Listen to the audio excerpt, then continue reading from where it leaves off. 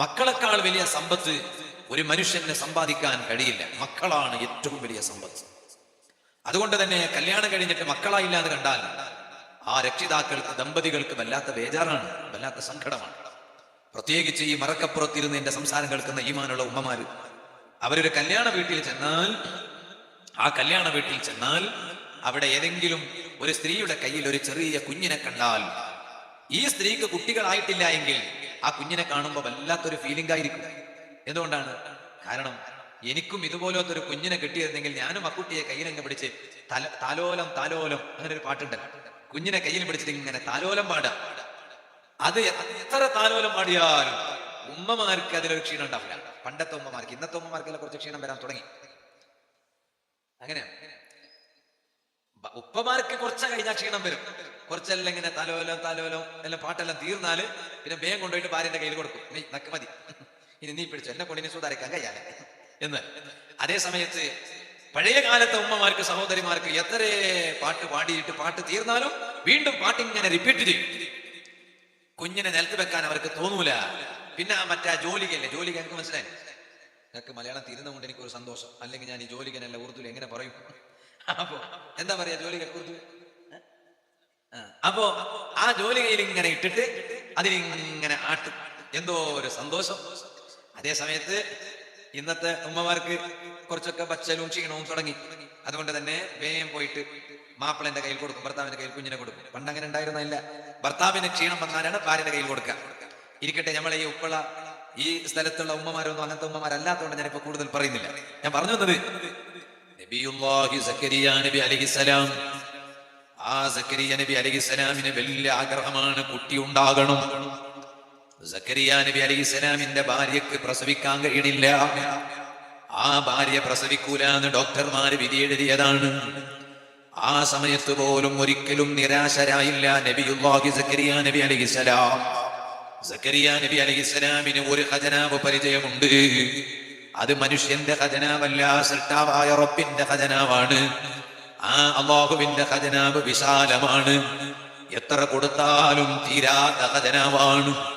സുബ്ഹാനല്ലാഹ്. അക്കൗണ്ടിലെ മനുഷ്യന്റെ ബാങ്ക് അക്കൗണ്ടിലുള്ള പൈസ തീർന്നേക്കാം, മനുഷ്യന്റെ ലോക്കറിലുള്ള പൈസ തീർന്നേക്കാം, മനുഷ്യന്റെ ഗോഡ്രേജിലുള്ളത് തീർന്നേക്കാം, മനുഷ്യന്റെ പാന്റിന്റെ കീശയിൽ വെച്ച പേഴ്സിലെ പൈസ തീർന്നേക്കാം, നിങ്ങളുടെ വാനിറ്റി ബാഗിൽ വെച്ച പൈസ തീർന്നേക്കാം. ഒരിക്കലും തീരാത്ത ലോക്കറാണ്, ഒരിക്കലും തീരാത്ത അക്കൗണ്ടാണ്, ഒരിക്കലും തീരാത്ത അലമാരയാണ് സൃഷ്ടാവായ റബ്ബിന്റെ ഖജനാവ്. അത് സക്കരിയ നബി അലൈഹിസ്സലാമിന് നന്നായിട്ട് അറിയാം. അതുകൊണ്ട് തന്നെ ഭാര്യ പ്രസവിക്കൂലാന്ന് എല്ലാവരും പറഞ്ഞാൽ പോലും സക്കരിയ നബി അലൈഹിസ്സലാമിന് ആശ മുറിഞ്ഞില്ല. ആ സക്കരിയ നബി അലൈഹിസ്സലാം ഒരൊറ്റ ദുആ ആണ്, ഏത് വിഷയത്തിനും പരിഹാരമാണ് ദുആ. ദുആ അല്ലാത്ത ഒരു പരിഹാരം നമ്മുടെ മുന്നിൽ വേറെയൊന്നുമില്ല. ദുആ കൊണ്ട് എല്ലാം നേടിയെടുക്കാൻ കഴിയും. സക്കരിയ നബി അലൈഹിസ്സലാമിനെ നന്നായിട്ട് അറിയാം. അതുകൊണ്ടാണ് സക്കരിയ നബി അലൈഹിസ്സലാം അല്ലാഹുവിനോട് ദുആ ചെയ്യുകയാണ്. അതാണ് സൂറത്തുൽ അംബിയായിൽ അല്ലാഹു തആല പറയുന്നത്, വസക്കരിയ ഇദ് നാദാ റബ്ബഹു. സക്കരിയ നബി അലൈഹിസ്സലാം തന്റെ റബ്ബിനെ വിളിച്ച് പ്രാർത്ഥിക്കുകയാണ്, അല്ലാഹുവിനെ വിളിച്ച് ദുആ ചെയ്യുകയാണ്. എന്താണ് ദുആ? റബ്ബി ലാ തദർനി ഫർദാ. അല്ലാഹുവേ, നീ എന്നെ ഒറ്റക്കാക്കല്ലേ അല്ലാ, നീ എന്നെ ഒറ്റക്കാക്കല്ലേ അല്ലാ. എനിക്ക് മക്കളില്ലാതെയായാൽ, എനിക്കൊരു പിൻഗാമി ഇല്ലാതെയായാൽ ഞാൻ ഒറ്റക്കായി പോകും. അതുകൊണ്ട് നീ എന്നെ ഒറ്റക്കാക്കല്ലേ അല്ലാ. ഇനി നീ എനിക്ക് മക്കളെ തന്നില്ലെങ്കിലും ബേജാറില്ല. ഞങ്ങൾ അള്ളാഹിനോട് ഒരു കാര്യത്തിന് വേണ്ടി ചോദിച്ചിട്ട് കിട്ടിയില്ലാന്ന് കണ്ടാൽ പിന്നെ ഞങ്ങൾ ചോദ്യം നിർത്തും, ബേജാറില്ലാതെ നിർത്താം. എന്താ കാരണം? തരുന്ന റബ്ബാണെങ്കിൽ ഇത്തരം കാലം ചോദിച്ചിട്ട് തരണ്ടേ, പിന്നെ എന്ത് റബ്ബ്? ഇത്ര കാലം ചോദിച്ചിട്ട് തരാത്ത റബ്ബ്, പിന്നെ എന്ത് റബ്ബ്? അങ്ങനെയാ പറയാം. അങ്ങനെയല്ല. സക്കരിയ നബി അലൈഹിസ്സലാമിനൊക്കെ അറിയാം, ചോദിക്കുന്നത് ഞാൻ ചോദിക്കണം, അത് അല്ലാഹു തആല തരട്ടെ തരാതിരിക്കട്ടെ, തന്നാലും ഖൈറ്, തന്നില്ലെങ്കിലും ഖൈറ്. അങ്ങനെ വെച്ചിട്ടാ ചോദിക്കണം. ഞങ്ങൾ എന്ത് റബ്ബിനോട് ചോദിച്ചാലും അത് നൽകുന്നവൻ അല്ലാഹുവാണ്, നൽകാൻ കഴിവുള്ളവനും അല്ലാഹുവാണ്. ഞാൻ ചോദിച്ചത് കിട്ടിയാലും എനിക്ക് ഖൈറ്, കിട്ടിയില്ലെങ്കിലും ഖൈറ്. എന്താ കാരണം? കിട്ടിയില്ലെങ്കിൽ ചിലപ്പോൾ അതിനേക്കാളും നല്ലത് ആഖിറത്തിൽ അല്ലാഹു വേറെ തന്നേക്കും. അത് അല്ലാഹുവിന്റെ ഖളാ ആയിരിക്കും. അതുകൊണ്ട് തന്നെ സക്കരിയ നബി അലൈഹിസ്സലാം എന്നെ ഒറ്റക്കാക്കല്ലേ അല്ലാ, എനിക്ക് ഉള്ള വേണം, മക്കൾ വേണം എന്ന് പറഞ്ഞിട്ട് സക്കരിയ നബി അലൈഹി സ്വലാം പറഞ്ഞു, ഇനി നീ തന്നില്ല എന്ന് കണ്ടാൽ നിന്നോട് ചൊടിയില്ല. ആരോട് ചോദിച്ചിട്ട്? അള്ളാഹിനോട് ചോദിച്ചിട്ട്. മനുഷ്യനോട് വേണമെങ്കിൽ ചോദിക്കാം, അള്ളാഹിനോട് ചോദിച്ചിട്ട് വല്ല കാര്യമുണ്ടാ? ഇല്ല. അതുകൊണ്ട് നിന്നോട് ചൊടിയില്ല, നിന്നോട് ദേഷ്യം കാണിക്കലില്ല. എന്താ കാരണം? എനിക്ക് മക്കളില്ലെങ്കിൽ എന്തേ? നീ ഇല്ല റബ്ബേ. അതാ പറഞ്ഞത്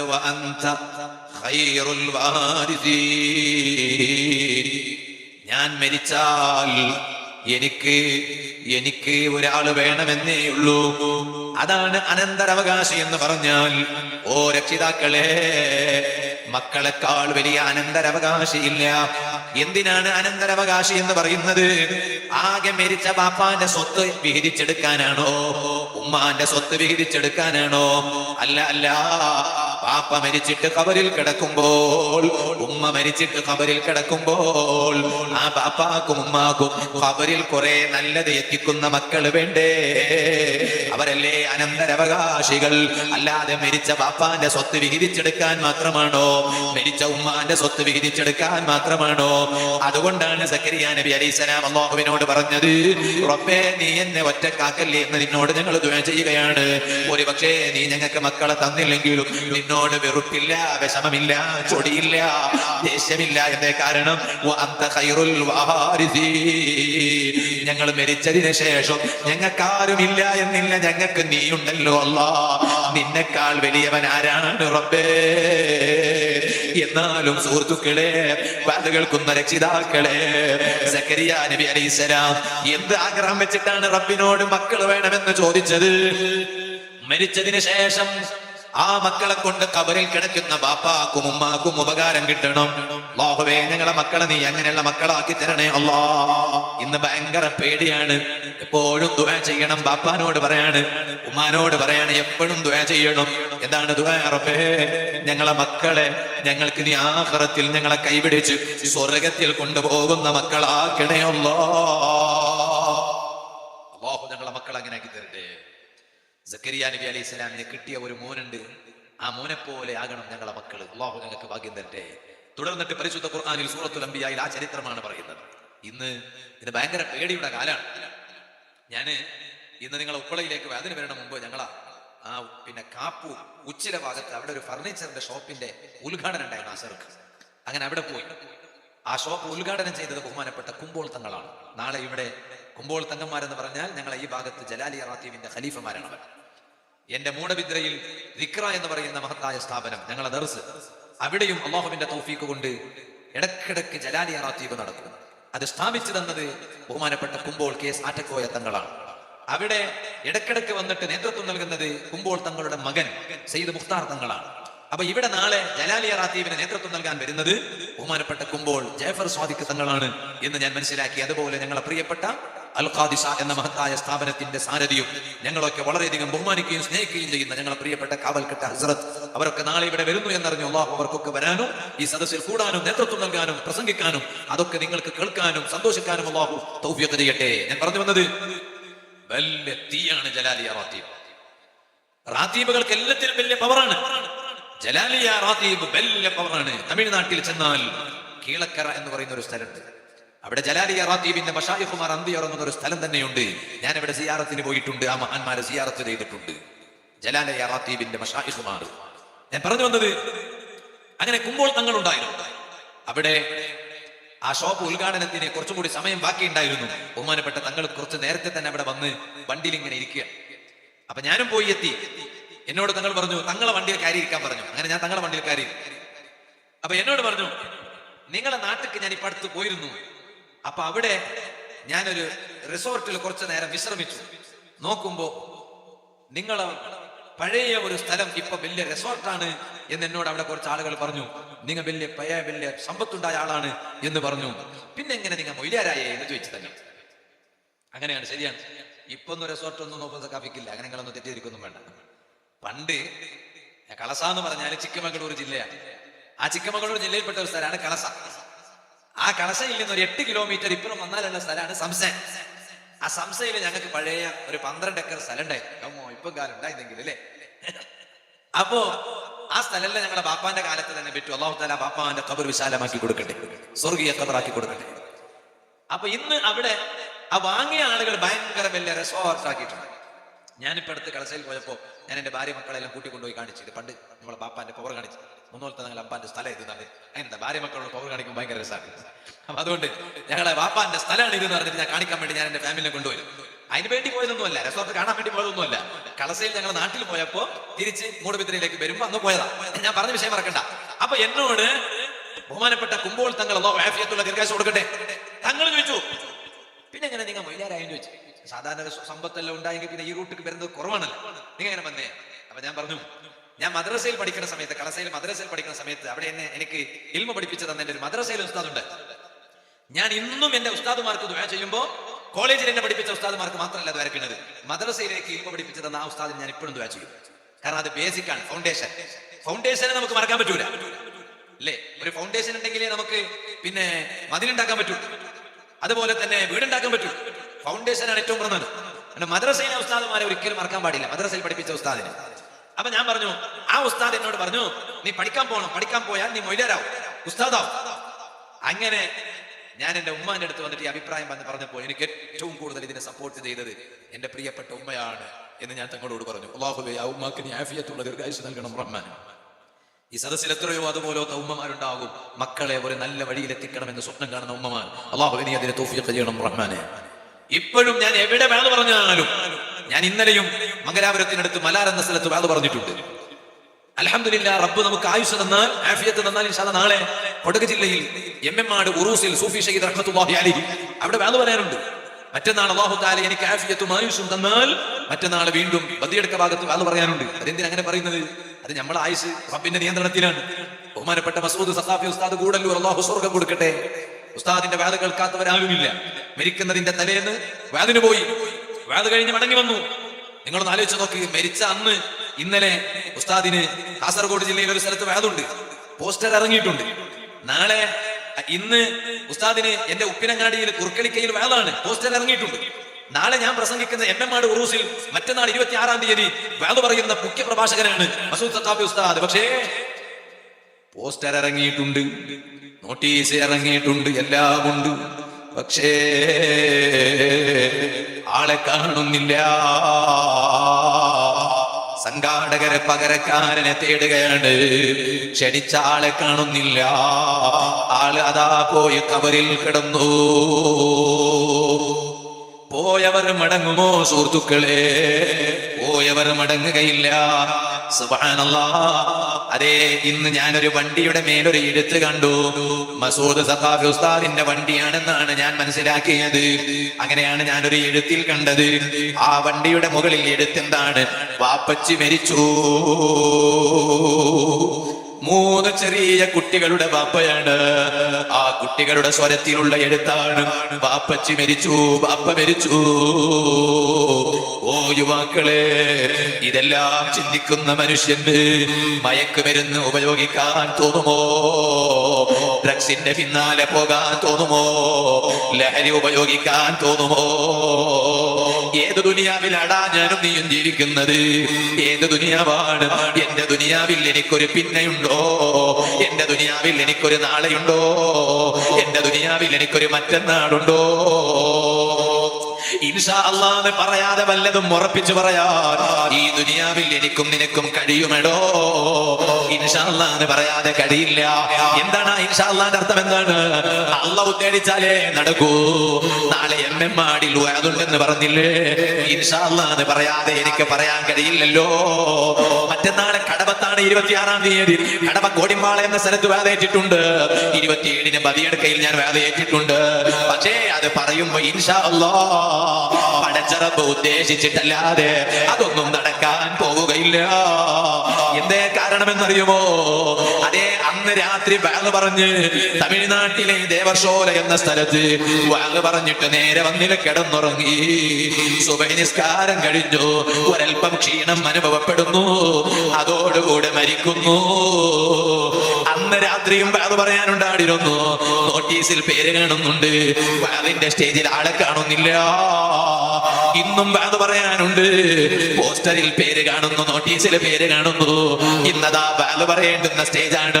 ഇന്ന് ഈ സാധുവായ നൗഫൽ സഖാഫി നിങ്ങളെ ഉപ്പളയിൽ വന്നിട്ട് വാള് പറയുമ്പോ അതേ സമയം വേറൊരു സ്റ്റേജിൽ വാദ് പറയേണ്ട ഉസ്താദാണ് പ്രിയപ്പെട്ട ഹാഫിദ് മസ്ഊദ് സഖാഫി കൂടല്ലൂർ ഉസ്താദ്. നല്ല ഇൽമ പറഞ്ഞ് വാദ് പറയുന്നയാളാണ്, കേവലം പാട്ട് പാടുന്നയാളല്ല, വെറുതെയെങ്കിലും തമാശ പറഞ്ഞിട്ട് തീർക്കുന്ന സമയം കൊല്ലുന്നയാളല്ല, ജനങ്ങൾക്ക് നല്ല ഉപകാരമുള്ള ഇൽമകൾ പറഞ്ഞു കൊടുക്കുന്ന കേവലം പ്രസംഗിക്കുന്നയാളല്ല, ഒരു പണ്ഡിതനാണ്. പക്ഷേ ആളെ കാണുന്നില്ല. അതാ നേരത്തെ തന്നെ റബ്ബിന്റെ വിളിക്കുത്തരം ചെയ്ത് ഖബറിൽ പോയി കിടന്നില്ലേ. റബ്ബേ, നീ അവരുടെ ഖബർ വിശാലമാക്കണേ അല്ലാ, സ്വർഗീയ ഖബറാക്കണേ അല്ലാ. പക്ഷേ പറയട്ടെ എന്റെ കരടിന്റെ കഷ്ണങ്ങളായ യുവാക്കളെ, പടച്ച റബ്ബേ, ആ കുടുംബത്തിന് നീ ക്ഷമ നൽകണേ അല്ലാ. മസൂദ് സഖാഫി ഉസ്താദിന്റെ വീട്ടുകാർക്ക്, പ്രിയപ്പെട്ട ഭാര്യ മക്കൾക്ക് നീ ക്ഷമ നൽകണേ അല്ലാ. ഓ എന്റെ യുവാക്കളെ, പക്ഷേ മസ്ഊദ് സഖാഫി ഉസ്താദ് മരിച്ചപ്പോൾ ഇവിടെ കുറെ കാര്യം സമ്പാദിച്ചിട്ടാണ് മരിച്ചത്. ചോദിക്കട്ടെ, ഞാനും നീയും എന്ത് സമ്പാദിച്ചു വെച്ചു? കുറെ സമ്പാദിച്ചു വെച്ചു എന്ന് പറയാൻ കാരണം, ഇവിടുന്ന് മരിച്ചു പോകുന്ന വിവരം കിട്ടിയപ്പോൾ എത്ര ആളുകളാണ് യാസീൻ ഓതിയത്? എത്ര ആളുകളാണ് യാസീൻ ഓതിയത്? ഇന്നും എല്ലാ ഗ്രൂപ്പുകളിലും ഖുർആനിന്റെ ഖത്മിന്റെ എണ്ണമാണ് കാണിക്കുന്നത്. മസൂദ് സഖാഫി ഉസ്താദിന്റെ ജീവിതത്തിൽ ഒരിക്കൽ പോലും കൈപിടിക്കാത്തവരായിരിക്കും. എത്ര ഉമ്മമാരുണ്ടാവും, സഹോദരിമാരുണ്ടാവും. അവർക്ക് അന്യാണിനെ കൈമുസാഫത്ത് ചെയ്യാൻ പറ്റുമോ? പറ്റൂല. കൈപിടിച്ചിട്ടില്ല, നേരിട്ട് സംസാരിച്ചിട്ടുണ്ടാകൂല. പക്ഷേ ഇൽമ കേട്ടിട്ടുണ്ടാകും, അവർ പറഞ്ഞു കൊടുത്ത ഇൽമ കേട്ടിട്ടുണ്ടാകും. ആ ഒരു ആത്മീയമായ കണക്ഷൻ, ബന്ധം, അതിന്റെ പേരിൽ ഇപ്പൊ തന്നെ മരിച്ചിട്ട് ഒരു രാത്രിയും ഒരു പകലും കഴിഞ്ഞിട്ട് രണ്ടാമത്തെ രാത്രിയിലേക്ക് കടക്കുകയാണ്. പക്ഷേ എത്ര ഖത്മുകളാണ് കിട്ടിയത്?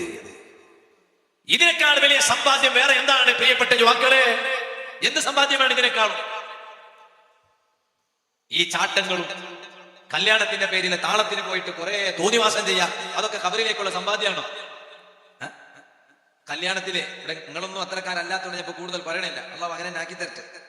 കല്യാണത്തിന്റെ പേരിൽ എത്ര നല്ല മാന്യമായ കുടുംബമാണെങ്കിലും കുറച്ചെങ്കിലും ഒന്ന് കളിച്ചില്ലെങ്കിൽ രസമില്ലാതാ കല്യാണത്തിന്. അതുകൊണ്ട് കല്യാണത്തിന് താളം പറഞ്ഞ മനസ്സിലായ പുതിയാപ്പിളന്റെ കൂടെ കുറച്ച് ചങ്ങായിമാരെല്ലാരും പുതിയ പെണ്ണിന്റെ പുറക്ക് പോന്നെ, അതിനാണ് താളാന്ന് അല്ലേ? മനസ്സിലാകുന്നുണ്ട? മനസ്സിലാവും. അവിടെ പോയിട്ട് എന്തെല്ലാം തോന്നിവാസം ചെയ്യും, എന്തെല്ലാം തോന്നിവാസം. പുതിയാപ്പിളനെ തന്നെ കൂട്ടുകാർ കിഡ്നാപ്പ് ആക്കുകയാണ്. ഇങ്ങനെ ഒരു കിഡ്നാപ്പ് ഉണ്ടായി. പണ്ടൊക്കെ ഒരു കിഡ്നാപ്പ് എന്ന് പറയുമ്പോൾ പേടിക്കാനുണ്ടായിരുന്നു മനുഷ്യന്മാർ. ഇന്ന് കിഡ്നാപ്പിനും പോലും നിലയും വിലല്ലാതായി പോയി. എന്താ കാരണം? ചങ്ങായിമാരെന്നെ താളത്തിൽ കൊണ്ടുപോകുമ്പോൾ പുതിയാപ്പിളനെ കിഡ്നാപ്പ് ആക്കുന്നത്, ഫോൺ നമ്പർ സ്വിച്ച് ഓഫ് ആക്കുന്നത്, ഫോണെല്ലാം സ്വിച്ച് ഓഫ് ആക്കുന്നത്, മൊബൈൽ സ്വിച്ച് ഓഫ് ആക്കുന്നത്. പുതിയ പെണ്ണിന്റെ പുറക്കാർ വിളിച്ച് നോക്കുമ്പോൾ പുതിയാപ്പിളനെ കിട്ടുന്നില്ല. പിന്നെ പോലീസ് സ്റ്റേഷനിൽ കംപ്ലൈന്റ് കൊടുക്കും. നോക്കുമ്പോൾ ചങ്ങായിമാർ താളത്തിൽ കൊണ്ടുപോകുമ്പോൾ കിഡ്നാപ്പ് ആക്കിയതാണ്. ഇതെല്ലാം ഖബറിലേക്കുള്ള സമ്പാദ്യമാണെന്ന് ചെറുപ്പക്കാരെ കരുതുന്നുണ്ടോ? ഇതെല്ലാം ആഖിറത്തേക്കുള്ള സമ്പാദ്യമാണെന്ന് തെറ്റിദ്ധരിക്കുന്നുണ്ടോ? അങ്ങനെ ആരും കരുതണ്ട, തെറ്റിദ്ധരിക്കണ്ട. ഖബറിലേക്കുള്ള സമ്പാദ്യം സമ്പാദിച്ചു ഹാഫിദ് മസ്ഊദ് സഖാഫി ഉസ്താദ്. അല്ലാഹുവേ, ഞങ്ങൾക്ക് അതുപോലത്തെ സമ്പാദ്യം സമ്പാദിക്കാൻ ഭാഗ്യം തരണേ അല്ലാഹ്. എന്താണ് സമ്പാദിച്ചത്? മരിച്ച വാർത്ത കേട്ടപ്പോ എത്ര ആളുകളാ ഒഴുകിയെത്തിയത് ആ മയ്യത്ത് നിസ്കരിക്കാൻ, ആ ഖബറിന്റെ അരികിൽ നിൽക്കാൻ, അവസാനത്തെ പ്രിയപ്പെട്ട ഉസ്താദിനെ ഒന്ന് യാത്ര അയക്കാൻ. അതൊക്കെ അല്ലേ അവസാന സമയം നമുക്ക് കിട്ടേണ്ടത്? നമുക്കത് കിട്ടണം. എന്നാൽ ഇതെല്ലാം പറയുമ്പോ തുടങ്ങൂ, കുറച്ച് ആളുകൾ പറയും മയ്യത്തിന് മുറ്റത്ത് ഖുർആൻ ഓതാനില്ല, അത് പന്നക്ക് ചൊല്ലുന്നു. ഖുർആൻ ഓതുമ്പോ ജീവിക്കുമ്പോ ഓതാനുള്ളത്, അത് മരിച്ച മയ്യത്തിന്റെ അടുത്തേക്ക് ഖുർആൻ ഓതാനുള്ളതല്ല. നീ എന്ത് പഠിച്ചിന്? നീ ഏടത് പഠിച്ചിന്? നോക്ക, നീ ഒരു ആയത്തോത് നോക്കാം, നോക്ക, നീ ഒരു ഹദീസ് ഓത് നോക്കാം. മരിച്ച മയ്യത്തിന്റെ അടുത്ത് ഖുർആൻ ഓതാൻ പാടില്ല. ഫഖറഊ മാ തയസ്സറ മിനൽ ഖുർആൻ. ഖുർആൻ ഓതൂന്നല്ലേ അല്ലാഹു തആല ഖുർആൻ പറഞ്ഞത്. അത് മരിച്ച മയ്യത്തിന്റെ അടുത്ത് പാടില്ല എന്ന് പറയണമെങ്കിൽ വേറെ ആയത്ത് വേണം, ആയത്ത് കൊണ്ടാ. അല്ലെങ്കിൽ മരിച്ച മയ്യത്തിന്റെ അടുത്ത് പാടില്ല എന്ന് പറയാൻ വേറെ ഹദീസ് വേണം, ഹദീസ് കൊണ്ടാ. നിങ്ങൾ ഖുർആൻ ഓതൂ എന്ന് അല്ലാഹു തആല പറഞ്ഞു. അതേടെയും ഓതാൻ പാടില്ലാത്ത സ്ഥലം ഹദീസിൽ പ്രത്യേകം പറഞ്ഞിനെ. കക്കൂസിൽ ഇരുന്നിട്ട് ഓതാനില്ല, അതിന് ഹദീസ് വേറെ ഉണ്ട്. ഇതങ്ങനെയല്ല ചങ്ങായിമാരെ, ബുദ്ധിയുള്ളോ ചിന്തിച്ചാ പോരെ, അതിനിപ്പോ എന്തോ ആയത്ത് ഹദീസ് വേണം. ബുദ്ധിയുള്ളോ ചിന്തിച്ചുകൂടെ? മയ്യത്തിനെ മുന്നിൽ വെച്ചിട്ടല്ലേ നമ്മൾ മയ്യത്ത് നിസ്കരിക്കുന്നത്? നിങ്ങൾക്ക് ഞാൻ പറയാൻ തിരിയുന്ന, മയ്യത്തിനെ മുന്നിൽ വെച്ചിട്ടല്ലേ ഞങ്ങൾ മയ്യത്ത് നിസ്കരിക്കുന്നത്. ആ മയ്യത്ത് നിസ്കാരത്തിന് നമ്മൾ കുറച്ച് നിങ്ങൾ ഖുർആൻ ഓതുന്നില്ലേ? നമ്മൾ ഹനഫികൾ എങ്ങനെ ആക്കുന്നത്? അപ്പൊ ഖുർആൻ ഒരു ചെറിയ ഒന്ന് ഞമ്മ ഫാത്തിഹ ഓതും. ഫാത്തിഹ എന്താ പിന്നെ മഹാഭാരതാണ്, ഭഗവത്ഗീതയാണ്? ഫാത്തിഹ ഖുർആനല്ലേ? ആ ഫാത്തിഹ ഓതുന്നത് മയ്യത്ത് നിസ്കാരത്തിലാണെങ്കിലും മയ്യത്തിന്റെ മുന്നല്ലേ. മരിച്ച മയ്യത്തിനടുത്ത് ഖുർആൻ ഓതാൻ പാടില്ലാന്നെങ്കിൽ ഈ ചങ്ങാതി പിന്നെ നിസ്കാരത്തിൽ മയ്യത്ത് നിസ്കാരത്തിൽ ഫാത്തിഹ ഓതാൻ പറ്റുമോ? അല്ല, അപ്പൊ പറയുന്നത് അത് നിസ്കാരത്തിന്റെ ഉള്ളിൽ കുഴപ്പമില്ല, പുറത്ത് കുഴപ്പം. ഉള്ളിലാകുമ്പോ കുഴപ്പമില്ല, പുറത്താകുമ്പോ കുഴപ്പം. ഇതെന്ത് ഇങ്ങനത്തെ ഒന്ന് ദീനുണ്ടാ? അതാ ഞാൻ പറഞ്ഞേ, ആയ ആയത്തിലേക്ക് ഹദീസിലേക്ക് ഒന്നും പോണ്ട, കുറച്ച് ബുദ്ധി കൊണ്ട് ചിന്തിച്ചാൽ തന്നെ മനസ്സിലാകും ചിന്താഗതി ഇല്ലാത്ത കൂട്ടറാണ്. ഞാനിപ്പോ അതിലേക്ക് കിടക്കണില്ല. ഞാൻ പറഞ്ഞു വന്നത് ഞമ്മ കുറച്ച് ചിന്തിക്കണോ. ഞമ്മ ഈ തിന്നുന്നത് ചോറല്ലേ, ഈ ചോറ് തിന്നുന്നത് കൊണ്ട് നമ്മൾ ആലോചിച്ചത് നമുക്ക് മനസ്സിലാവും. ഇവിടെ ഒന്നും അത്രക്കാരില്ലാത്തതുകൊണ്ട് ഞാൻ ഇപ്പൊ അതിലേക്ക് കിടക്കണില്ല. ഞാൻ പറഞ്ഞ വിഷയം മറക്കണ്ട.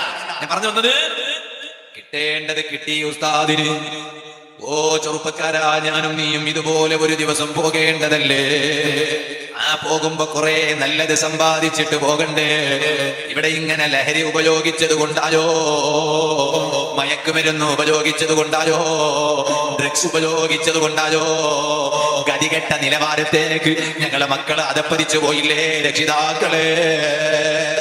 തെരുവിലിറങ്ങിയിട്ട് മക്കള് ലഹരി ഉപയോഗിക്കുമ്പോൾ, ഗാഞ്ച ഉപയോഗിക്കുമ്പോ, ഭംഗി ഉപയോഗിക്കുമ്പോ, ഡ്രഗ്സ് ഉപയോഗിക്കുമ്പോൾ ബാപ്പ വന്നിട്ട് മോനെ ശകാരിക്കാണ്, വെളിച്ചെറിയടാന്ന് ബാപ്പ മോന്റെ മുഖത്തേക്ക് നോക്കിയിട്ട് പറയാണ് സുബ്ഹാനല്ലാഹ്, ഈ മുന്നിൽ വന്ന് നിൽക്കുന്നത് ബാപ്പയാണെന്ന് പോലും മനസ്സിലാക്കാനുള്ള കോമൺ സെൻസ് ഇല്ലാതെ ആയിപ്പോയല്ലോ, വിവേകമില്ലാതെ ആയിപ്പോയല്ലോ, തണ്ടേടമില്ലാതെ ആയിപ്പോയല്ലോ. ആ ബാപ്പാനെ ചെരുപ്പിട്ട കാല് കൊണ്ട് ചെവിട്ടുകയല്ലേ പൊന്നുമോ.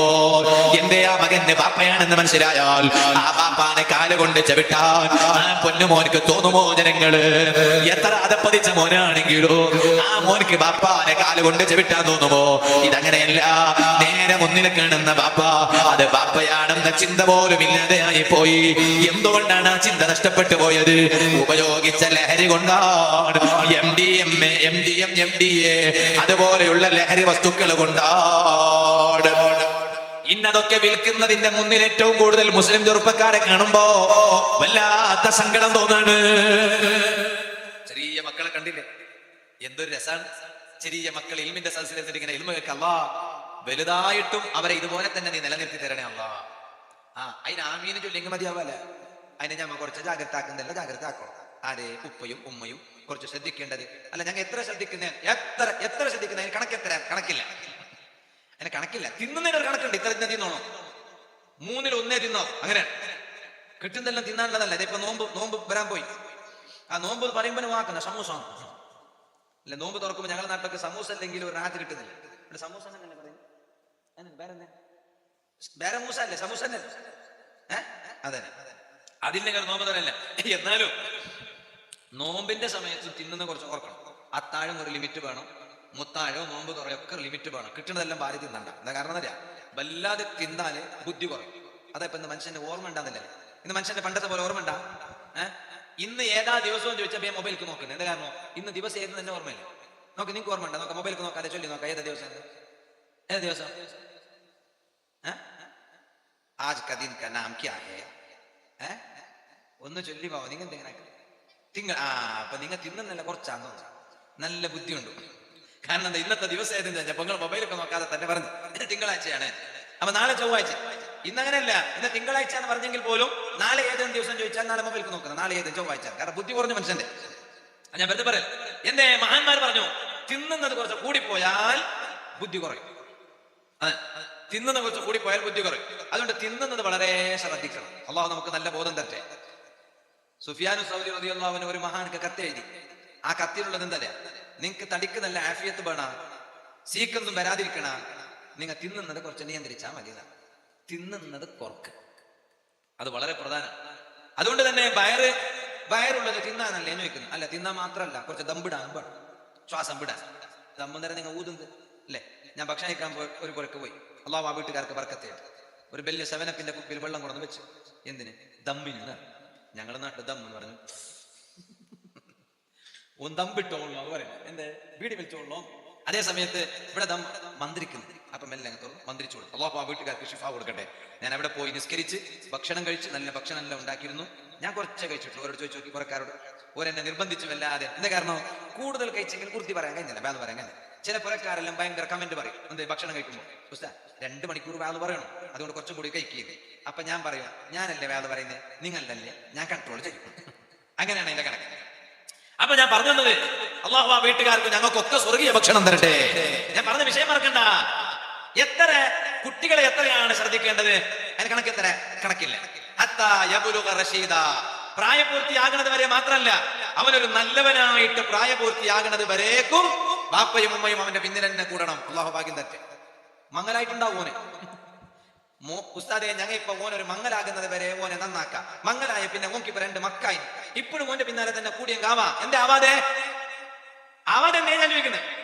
കൂടണം അവന്റെ ബാക്കിൽ. ഓ ഇപ്പൊ നിസ്കരിക്കുന്നില്ല, മംഗലായിട്ട് 2 മക്കളുള്ളൂ. ഈ ഹൈവാൻ ഇപ്പൊ നിസ്കരിക്കുന്നില്ല. ഹൈവാൻ എന്ന് പറഞ്ഞാൽ ജീവി എന്നർത്ഥം. അതിനാ നിസ്കരിക്കുന്നവനാണെങ്കിൽ ഇൻസാനല്ലേ, മനുഷ്യനല്ലേ നിസ്കരിക്കുന്നത്, നിസ്കരിക്കുന്ന. പിന്നെ ഓ ഹൈവാൻ അല്ലാതെ ഓനെ എങ്ങനെ ഇൻസാൻ എന്ന് പറയാൻ പറ്റും? ഓ ഇൻസാനാവണമെങ്കിൽ നിസ്കരിക്കണ്ടേ? മുസ്ലിമായ മനുഷ്യൻ നിസ്കരിക്കണില്ലേ? ഓ ഇപ്പൊ മംഗലായിട്ട് 2 മക്കല്ല 3 മക്കായിന്. 3 മക്കായിട്ട് 4ാമത്തെ മക്കാക്കാൻ പുറപ്പെടണോ? എന്നിട്ട് നിസ്കരിക്കാൻ പറഞ്ഞാലേ ഓ അതിന്റെ ബാക്കിലില്ല. അപ്പൊ ഇപ്പൊ ഓന്റെ ഉപ്പ പറയുന്നത് ഞാൻ എങ്ങനെ ഇപ്പൊ ഓനോട് നിസ്കരിക്കാൻ പറഞ്ഞത്? കാരണം ഓക്ക് 4 മക്കളില്ലേ, 4 അല്ല 40 മക്കളായാലും നിസ്കാരം തുടങ്ങുന്നത് വരെ ഓനോട് പറഞ്ഞുകൊണ്ടേയിരിക്കണം നിസ്കരിക്കാൻ. അത് ബാപ്പാന്റെ ഉത്തരവാദിത്വമാണ്, ഉമ്മാന്റെ ഉത്തരവാദിത്വമാണ്. മക്കളെ ബാക്കിൽ എപ്പോഴും കൂടെ വേണം. ഓ സുഹൃത്തുക്കളെ, കുമ്പോൾ തങ്ങൾ നേരത്തെ പറഞ്ഞത് മറക്കണ്ട. എന്നോട് ചോദിച്ചു നിങ്ങൾ ഇങ്ങനെ മൊയിലാരാകാൻ കാരണം എന്തേ? ഞാൻ പറഞ്ഞു അത് എന്റെ ഉമ്മയാണ് തങ്ങളെ, എന്റെ ഉമ്മയാണ്. ഇപ്പോഴും ഞാൻ ഇവിടുന്ന് വേന്ന് പറയുമ്പോൾ അതിന്റെ ഓരോ പ്രതിഫലം ചിലപ്പോ എന്റെ ഉമ്മ വീട്ടിൽ വിശ്രമിക്കുകയായിരിക്കും. 10:30 മണിയായില്ലേ, എന്നാലും എന്റെ ഉമ്മാക്ക് വാത് പറഞ്ഞതിന്റെ കൂലി കിട്ടുകയാണ്. എന്തേ കാരണം? എന്നെ ഇൽമു പഠിക്കാൻ പറഞ്ഞത്, എന്നെ ഞാനാക്കിയത് എന്റെ പ്രിയപ്പെട്ട ഉമ്മയാ. അതുകൊണ്ടാണ് ഇന്നും ഞാൻ നിങ്ങളെ ഉപ്പളയിലേക്ക് വരുമ്പോ എന്റെ ഉമ്മാനെ കൊണ്ട് ഫാത്തിഹ ഓതിപ്പിച്ച് മന്ത്രിപ്പിച്ച് ഉമ്മാക്ക് കൈപിടിച്ച് മുസാഫഹത്ത് ചെയ്ത് ഉമ്മാന്റെ നെറ്റിത്തടത്തേക്ക് മുത്തം കൊടുത്തിട്ടാണ് ഞാൻ ഇങ്ങോട്ട് ഉമ്മാന്റെ പൊരുത്തം വാങ്ങിയിട്ട് വന്നത്. ഓ മരക്കപ്പുറത്തിരിക്കുന്ന ഉമ്മമാരെ, ഉമ്മയാണ്, ഒരു പെണ്ണാണ്. വിപ്ലവത്തിന്റെ പിന്നിലെ കയ്യാരാണെന്ന് ചോദിച്ചാൽ ക്രാന്തിയ ಹಿನ್ನೆಲೆಯ ರಹಸ್ಯ ಯಾರು ಎಂದು ಕೇಳಿದರೆ ಅದು ಒಂದು ಹೆಣ್ಣಾಗಿರುತ್ತದೆ. ಕನ್ನಡ അവിടെ ಇದೆಯಾ ಕನ್ನಡ? ಒಂದು ಕ್ರಾಂತಿಯ ಹಿನ್ನೆಲೆಯ ರಹಸ್ಯ ಯಾವುದು ಎಂದು ಕೇಳಿದರೆ ಹೆಣ್ಣಾಗಿದ್ದಾಳೆ. അങ്ങനെ ഒരു വിപ്ലവത്തിന്റെ പിന്നിലെ രഹസ്യം ഉമ്മയാണ്, ഒരു പെണ്ണായിരിക്കും. അത് ചിലപ്പോ ഉമ്മയായിരിക്കും, ചിലപ്പോ ഭാര്യയായിരിക്കും അല്ലെ. വിപ്ലവത്തിന്റെ എന്തോ ഒരു രസമുള്ള കുപ്പായ ഓരോരുത്തർ ഇട്ടിരിക്കണേ, ഒരു ചളിയുമില്ല, ഒരു മണ്ണുമില്ല. ഈ വിപ്ലവത്തിന്റെ പിന്നിലെ രഹസ്യം ആരാ? ഭാര്യ അല്ലേ? ഭാര്യ. ഇവിടെ കുപ്പായല്ല നിങ്ങനെ കഴുകുന്ന ഡ്രസ്സല്ല നിങ്ങനെ വാഷ് ചെയ്യുന്നതാണ് ആണോ? അല്ല, അൽഹംദുലില്ലാ. അപ്പൊ ഭാര്യമാര് വാഷിംഗ് മെഷീനിലാണെങ്കിലും അതിപ്പോ എന്ത് വലിയ വിശേഷ സ്ഥലം അങ്ങനെ ചോദിക്കുക ചില പുരുഷന്മാർ. വാഷിംഗ് മെഷീനിൽ ഇട്ടാൽ അതിലെന്നെ സ്പിന്നാവും, അതിലെന്നെ ഡ്രൈ ആവും, എല്ലാം ആവും. ഓട്ടോമാറ്റിക് വാഷിംഗ് മെഷീനാണ് പാടെ, എല്ലാം കഴിഞ്ഞിട്ട് കിട്ടും. എന്നാലും സ്വിച്ച് ഇടാനെങ്കിലും പറ്റും. ഞാൻ വിടുന്നില്ല, സ്വിച്ച് പോലെ തന്നെ ഇടണ്ടേ? പാവം സ്ത്രീകൾ അപ്പുറത്ത് വേദന നിൽക്കണ്ടല്ലേ? അവിടെ സ്ത്രീകളാണോ ഇരിക്കണേ? അള്ളാഹു അവർക്ക് ബർക്കത്ത് ചെയ്യട്ടെ, അള്ളാഹു അവർക്ക് ഞങ്ങൾക്കൊക്കെ ആഫിയത്ത് തരട്ടെ. ഞാൻ പറഞ്ഞത് കണ്ട, നമ്മൾ ഇട്ടിരിക്കുന്ന നല്ല വൃത്തിയുള്ള കുപ്പായത്തിന്റെ പിന്നിലെ രഹസ്യവും നമ്മളെ ഭാര്യമാരാണ്. ഏതൊരാളെ പിന്നിലും രഹസ്യം ഒരു സ്ത്രീ ആയിരിക്കും. അങ്ങനെ ഒരു പെണ്ണ് നല്ലതിന്റെ ബാക്കിലും ഒരു പെണ്ണിന്റെ കൈപാടുണ്ടാവും, ബെടക്കിന്റെ ബാക്കിലും ഉണ്ടാവും ഒരു പെണ്ണിന്റെ കൈ. അതാണ് പെണ്ണ്. പെണ്ണ് എന്ന് പറഞ്ഞാൽ നന്നായാൽ അത്രയും നന്നാകാൻ വേറെ കൊണ്ടും കഴിയില്ല, ബെടക്കായെങ്കിൽ അത്രയും ബെടക്കാകാൻ വേറെ കൊണ്ടും കഴിയില്ല. അതാണ് പെണ്ണ്. അള്ളാഹു ഞങ്ങളുടെ ഉമ്മമാർക്കൊക്കെ ബർക്കത്ത് ചെയ്യട്ടെ. ഞാനിപ്പോ ഇതിലേക്ക് കിടക്കണില്ല. അപ്പൊ കുമ്പോൾ തങ്ങ എന്നോട് പറഞ്ഞതെന്നറിയാം? കുമ്പോൾ തങ്ങ എന്നോട് പറഞ്ഞു, ഞാനും ഈ സ്ഥാനത്തേക്ക് എത്താനുണ്ടായ കാരണം എന്റെ ഉമ്മയാണ്. എന്നോട് പറഞ്ഞതാ, ഇന്ന് പറഞ്ഞതാ, ഫ്രഷ് ന്യൂസ് ആണ്. വാട്സാപ്പിലെല്ലാം വരുന്നില്ല ബ്രേക്കിംഗ് ന്യൂസ് അല്ലെ. ബ്രേക്കിംഗ് ന്യൂസ് എന്ന് പറഞ്ഞാൽ തന്നെ നമ്മളെ എടുക്കുന്ന ന്യൂസ് എന്നർത്ഥം. കാരണം ഇല്ലാത്തത് ബ്രേക്ക് ചെയ്യുന്ന ന്യൂസാണ്. അപ്പൊ ഞാൻ പറഞ്ഞത്, ഇന്ന് എന്നോട് പറഞ്ഞു എന്നെ ഞാനാക്കി എന്റെ ഉമ്മയാണ്. എന്താ കാരണം? തങ്ങളെ പിന്നെ കോളേജിലേക്ക് പറഞ്ഞേക്കാൻ തീരുമാനിച്ചിരുന്നു, പഠിക്കാൻ കോളേജ്, ദുനിയാവിന്റെ കോളേജ്. ഉമ്മയാണ് ഇൽമു പഠിക്കാൻ പറഞ്ഞേക്കണം. നമ്മളൊന്ന് ആലോചിച്ചു. എന്നിട്ട് ഹജ്ജിന് പോയി. തങ്ങൾ പറയുന്നോട് ഉമ്മാനെയും കൂട്ടിയിട്ട് ഞാൻ ഹജ്ജിന് പോയി. തവാഫെല്ലാം കഴിഞ്ഞിട്ട് തങ്ങളെ ഉമ്മ മോന്റെ കൈ പിടിച്ചിട്ട് പറയുന്നില്ല, നിങ്ങളെ ഞാൻ കേവലം കോളേജിലേക്ക് മാത്രം പറഞ്ഞെങ്കിൽ എനിക്ക് ഈ ഭാഗ്യം കിട്ടുമായിരുന്ന. കൈ പിടിച്ചിട്ട് ഹജ്ജ് ചെയ്യിപ്പിച്ചു ഉമ്മാനെ. പ്രിയപ്പെട്ട മകൻ കുമ്പോൾ തങ്ങൾ, അല്ലാഹു ആഫിയത്ത് കൊടുക്കട്ടെ, അല്ലാഹു ദീർഘായുസ്സ് കൊടുക്കട്ടെ. ആ തണല് ഞങ്ങൾക്ക് അല്ലാഹു ദീർഘകാലം നല്ല ആരോഗ്യത്തോടെ നിലനിർത്തി തരട്ടെ. ഞാനിപ്പോൾ ഇതിലേക്ക് കിടക്കണില്ല, ഞാൻ പറഞ്ഞു തന്നത്. ഓ ഉമ്മ, സ്ത്രീകളാണ് മക്കളുടെ പിന്നാലെ കൂടേണ്ടത്. കാരണം എന്തേ? ആ മക്കളെ ചീത്തയാക്കാൻ ശൈത്വാനിന്റെ പല പ്രവണതകളും വന്നുകൊണ്ടിരിക്കുകയാണ്. അതിൽ വളരെ പ്രധാനപ്പെട്ട മാരകമായ പ്രവണതയാണ് ഇന്ന് കാണുന്ന ഡ്രഗ്സ് മാഫിയ. ഈ കണ്ണിലെ സദസ്സിൽ ചെറിയ മക്കളെ കാണുമ്പോ എടുത്തു ചുംബിക്കാൻ തോന്നുകയാണ്. നല്ല നല്ല മക്കളെന്ന് പറഞ്ഞാൽ സ്വർഗത്തിൽ മുത്താനുള്ള പുഷ്പങ്ങളാ. ഞങ്ങളെ മക്കളെ ഞങ്ങൾക്ക് സ്വർഗത്തിൽ വെച്ച് മുത്താൻ കഴിയണോ? അല്ലാഹുവേ, നീ ഞങ്ങൾക്ക് അതിന് ഭാഗ്യം നൽകണേ അല്ലാ. ഓ ഉമ്മമാരെ, ആ ഞങ്ങളെ മക്കളെ ഒരിക്കലും ഡ്രഗ്സ് മാഫിയയിൽ പെട്ടുപോകാൻ അനുവദിച്ചുകൂടാ. വേദന പറയട്ടെ, സങ്കടം പറയട്ടെ, മദ്രസയിൽ പഠിച്ച മക്കളോ, ആ മദ്രസയിൽ പഠിച്ച മക്കൾ പിന്നീട് വലുതാകുന്നു, നിയന്ത്രണം വിട്ടുപോകുന്നു, ചിലപ്പോൾ ഇത്തരത്തിലുള്ള പ്രവണതയുടെ പിന്നാലെ പോകുന്നു. എങ്ങനെയുള്ള കാലമാണ്, എന്തെല്ലാം ലഹരിയാണ്. ചില ആളുകൾക്ക് ലഹരി ഒരു ഹരമാണ്, ഒരു ഭ്രാന്താണ്. വേറെ ചില മക്കൾക്കോ മൊബൈല് ഒരു ഭ്രാന്താണ്. മൊബൈല് കൊടുത്തില്ല എന്ന് കണ്ടാ അതിന്റെ പേരിൽ ബാത്റൂമിൽ പോയി ആത്മഹത്യ ചെയ്യുന്ന കാലമാണ്. ഉമ്മാനേക്കാളും മൊബൈൽ വലുതായി പോയി ഇന്നത്തെ മക്കൾക്ക്, പാപ്പാനേക്കാളും മൊബൈൽ വലുതായി പോയി ഇന്നത്തെ മക്കൾക്ക്.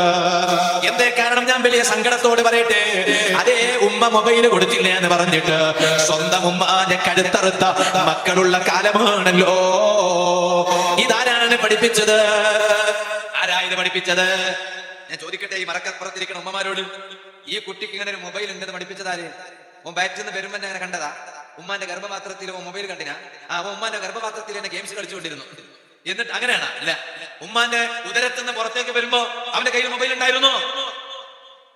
ഉള്ളിന്ന് പുറത്തേക്ക് വരുമ്പോ മൊബൈലും പിടിച്ചിട്ട് ദുനിയാവിലേക്ക് വന്ന ഒരു കുട്ടിന്റെ പേര് പറയുന്നത് നീൽ ആംസ്ട്രോങ്. എന്ത് വിഷയം? നീൽ ആംസ്ട്രോങ് ഇല്ല, ആരും പറഞ്ഞിട്ടില്ല. ഞാൻ വെറുതെ പറയാം, ഞാൻ ജനങ്ങളൊന്ന് ശ്രദ്ധിക്കാൻ വേണ്ടി പറയാം, നിങ്ങളാരും പറഞ്ഞിട്ടില്ല. അപ്പോ അത് വേറെയാണ്, നീൽ ആംസ്ട്രോങ്ങിന്റെ വിപ്ലവം വേറെ. ആരെങ്കിലും ഒരാൾ ഉമ്മാന്റെ ഉദരത്തിന് ബയറ്റുന്ന ദുനിയാവിലേക്ക് വരുമ്പോ മൊബൈലും പിടിച്ചിട്ട് വന്നിട്ടുണ്ടോ? സാംസങ്, ഫോൾഡ്, ഐഫോൺ, ഗാലക്സി, നോക്കിയ എന്തെങ്കിലും കൊടുന്നില്ല? ഇല്ല. അല്ല, ഒരുത്തം വരുമ്പോ നോക്കിയ കൊടുന്നില്ല, പിന്നടുത്തം വരുമ്പോ ഐഫോൺ കൊടുന്നില്ല, പിന്നടുത്ത് നോക്കുമ്പോ ഗാലക്സി, പിന്നടുത്ത് നോക്കുമ്പോ സാംസങ്, ഫോൾഡ് 5, ഫോൾഡ് 6 അല്ല, അങ്ങനെ വന്നല്ലോ. ഇല്ല. പിന്നെ ഈ കുട്ടിക്ക് മൊബൈൽ പഠിപ്പിച്ചതാരാ? ആരാ മൊബൈൽ പഠിപ്പിച്ച? ഞാൻ വലിയ സങ്കടത്തോട് പറയാണ്, ഞാൻ വെറുതെ പറയില്ല, വീട്ടുകാരനെയാണ് മൊബൈൽ പഠിപ്പിച്ചത്. അല്ലേ? അങ്ങനല്ലേ? അങ്ങനെയാണ്. കുട്ടികൾക്ക് തോന്നണം, എന്റെ പുറന്ന് എനിക്ക് അത്യാവശ്യത്തിനല്ലാതെ മൊബൈൽ കിട്ടൂല എന്ന് തോന്നണം. കുട്ടി കരയുമ്പോ യാത്ര കാണാൻ ഞാൻ തരൂല മൊബൈൽ, അപ്പൊ കുട്ടിക്ക് തോന്നും, എന്ത് തോന്നും? ഈ നാടകം നടക്കൂല. ഏത് നാടകം? കരഞ്ഞിട്ട് മൊബൈല് കയ്യിലാക്കുക എന്ന നാടകം നടക്കൂല. ഇതങ്ങനെയല്ല. കുട്ടി കരഞ്ഞാൽ കുട്ടിന്റെ കരച്ചിൽ നിർത്താൻ ഉമ്മമാർ കാണിക്കണം ഒരു ബുദ്ധിയില്ലാത്ത ട്രിക്സ്. വേഗം പോയിട്ട് മൊബൈൽ കൊടുക്കും. കരയണ്ട, കേൾക്കാനാണില്ല, പിടിച്ച തന്നെ പോ. പിന്നെ എപ്പ നോക്കി പിടുത്തം. ഞാൻ വെറുതെ പറയല്ല. കോള് വന്നാൽ അവിടെ ഉമ്മാന്റെ മൊബൈൽ റിംഗ് ചെയ്തു, ഉടനെ ഉമ്മ മോനോട് പറയുന്നത്, മോനെ ആ മൊബൈൽ കൊണ്ടാ, ആരത് നോക്ക്. പറയരുത്, ദയവ് ചെയ്ത് പറയരുത്. ബാപ്പാ, നിങ്ങൾ ഖുർആൻ ഓതാണെങ്കിൽ പോലും ആ സമയത്ത് നിങ്ങളുടെ മൊബൈൽ റിംഗ് ചെയ്താൽ നിങ്ങളുടെ ഭാര്യനോട് കൊണ്ടുവരാൻ പറയൂ. ചെറിയ കുട്ടിയോട് പറയണ്ട മൊബൈൽ കൊണ്ടാ. കാരണം അവൻക്ക് അത് എടുക്കാൻ ഒരു അവസരമായി. ഓർക്ക് അത് പിടിച്ചാൽ മതി, പിന്നെ അത് ദൂരെ വെക്കാൻ കഴിയണില്ല. അങ്ങനെ